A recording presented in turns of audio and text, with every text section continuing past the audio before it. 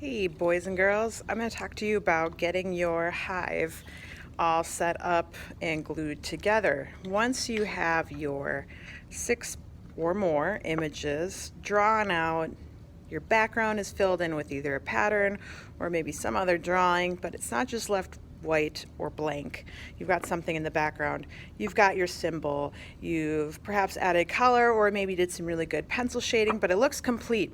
Once you're done with all of your hexagons, then we're going to start putting them into cells. Now, I know this is just one cell, but it just makes it a bit easier for me to demonstrate for you using one. I know you've got plenty of them glued together.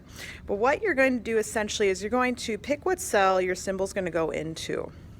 Now, what I want you to do is to just ensure that your cell lines up with the edges of your hexagon. Remember, I told you that our hexagons are cut a little bit larger, so you should have extra hexagon hanging out over the edges, which is okay because we're going to cut them off with a razor blade later.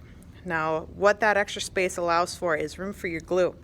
So we are going to use this Amazon washable glue, and a little trick with the glue, if it seems like that glue is not able to come out, I call it the glue whisper.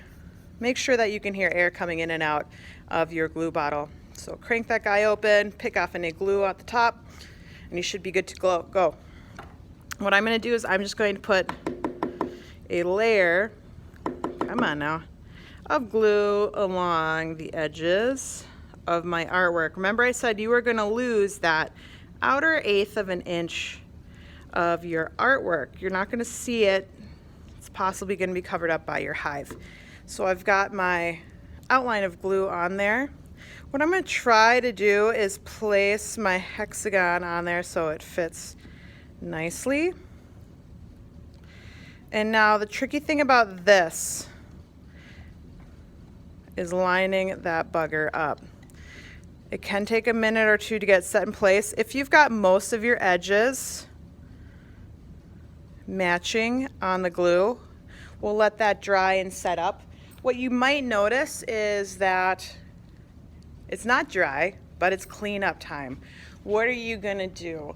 I want you to grab one of the brown boards from, let's see if I can take this, over there underneath our letter sculptures. There's going to be these brown boards, and I'll grab one right now. I want you to grab one and just have your project resting on a brown board. That way you're almost like a waiter or a waitress serving at a restaurant. You can just pick up this whole board, leave your project on it. Perhaps you could share one board with you and a neighbor, but let it rest on this board as it dries in class. This is kind of a putsy part of the project, and it could very easily take you a couple days just to get your hexagons glued into the cells themselves. So, putsy process. When we are putting these projects away, we're going to have to be really careful, and I'm going to bring out some more carts for us because we're going to be taking up some extra room. But long story short, try to be neat with this. It can be a little obnoxious sometimes. If you notice that perhaps your hexagon is not resting flat onto, your hexagon sculpture is not resting flat onto your hexagon cutout, feel free to get something to just rest on top of it to hold it a bit tighter against that surface. I think you'll find that helpful. Again, we're going to have to be really careful with this part. It takes a couple days, so keep that in mind. This project is due on Friday at the end of the week. You should be gluing by Wednesday. Anyways, have a lovely day. Let me know if you have any questions, and good luck.